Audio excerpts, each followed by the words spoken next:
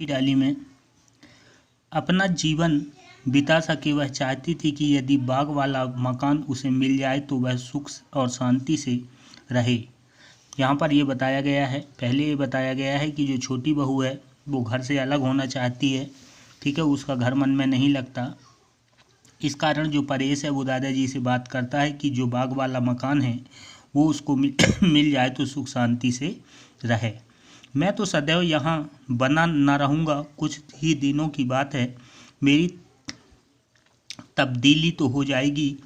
उतने दिन को यदि आप बाग वाले मकान का प्रबंध कर दें, उनकी सारी उद्दंगिता, मन, अन्य मानसिकता और तिलमिलाहट में उनकी यही इच्छा काम करती है। अब मैं उसे कैसे समझाऊं, ठीक है। परेश फिर यहाँ सब बताता है दादाजी से कि उसके मन में जो स्थिति है, और पहली बात तो मैं यहाँ हमेशा रहूँगा नहीं, कभी न कभी मेरा तब्दीली में ट्रांसफ़र हो जाएगा और मैं कहीं दूसरी जगह चला जाऊँगा। उसके मन में जो तिलमिलाहट है, ठीक है, तो उनकी भी इच्छा पूरी हो जाएगी। दादा कुछ क्षण चुपचाप हुक्का गुड़गुड़ाते हैं, फिर खांसते हैं। यूँ तो इस झंझट से छुटकारा पाने का सरल उपाय यही है कि तुम्हें बाग वाला मकान दे दिया जाए। वह पड़ा भी बेकार है और अभी मैं उससे किसी तरह का काम लेने का भी इरादा नहीं रखता, पर तुम जानते हो बेटा, मेरे जीते जी यह असंभव है। फिर हुक्का गुड़गुड़ाते हैं। मैं जब अपने परिवार का ध्यान करता हूँ तो मेरे सामने बट का सामान पेड़ घूम जाता है, खास कर शाखाओं पत्ती फूलों से भरा पूरा। हुक्के के एक दो कस लेते हैं और फिर मेरी आँखों के सामने इस महान वृक्ष की डालियाँ टूटने लगती हैं और वह केवल टूट रह जाता है। स्वर धीमा, जैसे अपने आप से कह रहे हैं, और मैं सिहर उठता हूँ। ना बेटा, मैं अपने जीते जी यह सब ना होने दूंगा। तुम चिंता ना करो, मैं सबको समझा दूंगा। घर में किसी की तुम्हारी पत्नी का तिरस्कार करने का साहस न होगा। कोई उसका समय नष्ट न करेगा। ईश्वर की अगर अपार कृपा से हमारे घर सुशिक्षित सुसंस्कृत बहू आई है तो क्या हम अपनी मूर्खता से उसे परेशान कर देंगे। तुम जाओ बेटा, किसी प्रकार की चिंता को मन में स्थान न दो। मैं कोई ना कोई उपाय ढूंढ निकालूंगा। तुम विश्वास रखो, वह अपने आप को पराई से घिरी अनुभव न करेगी।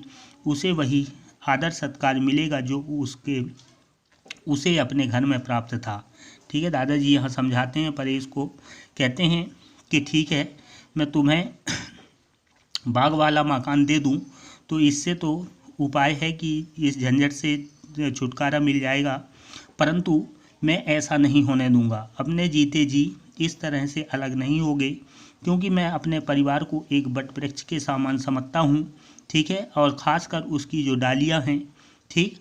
इस तरह से दादाजी समझाते हैं और कहते हैं कि तुम चिंता नहीं करो, मैं इस परिवार में उसका कोई तिरस्कार नहीं होने दूंगा। भगवान की कृपा से मुझे सुशिक्षित सुसंस्कृत बहू आई है तो मैं उसे कोई परेशान नहीं करेगा। वो अपने आप को पराई से घिरे अनुभव नहीं करेगी, ठीक है। तुम चिंता नहीं करो किसी प्रकार का। परेश, जैसा आप उचित समझें दादा। और देखो, तुम स्वयं भी इस बात का ध्यान रखना, तुम्हारी किसी बात से उसका मन न दुखे। कोई भी ऐसी बात न करो जिससे वह अपमान समझे। परेश चलने को होता है और तुम उसे साथ ले जाकर नगर से सब चीज़ें खरीद लाओ। शेष की चिंता तुम न करो, मैं कोई ना कोई रास्ता अवश्य निकाल लूँगा। परेश, जैसी आपकी इच्छा, ठीक है। दादाजी यहाँ समझाते हैं कि तुम किसी प्रकार की चिंता नहीं करो, तुम जा सकते हो, ठीक है। स्वयं ध्यान रखो कि तुमसे कोई गलती ना हो। तुम ऐसी कोई बातें न करना कि उसके मन को दुख पहुँचे, ठीक है, वो अपमानित हो। और जाते हुए तुम ऐसा करो, नगर में जाकर अच्छी चीज़ सामान खरीद लाओ। शेष की चिंता नहीं करो, मैं देख लूँगा। परेश कहता है जैसी आपकी इच्छा, चला जाता है। दादा फिर हुक्का गुड़गुड़ाने लगते हैं। हुक्के के कस लंबे हैं, जो इस बात के साक्षी हैं कि दादा हुक्का पीने के साथ साथ सोच भी रहे हैं। जैसे अचानक उन्होंने कुछ सूझ गया।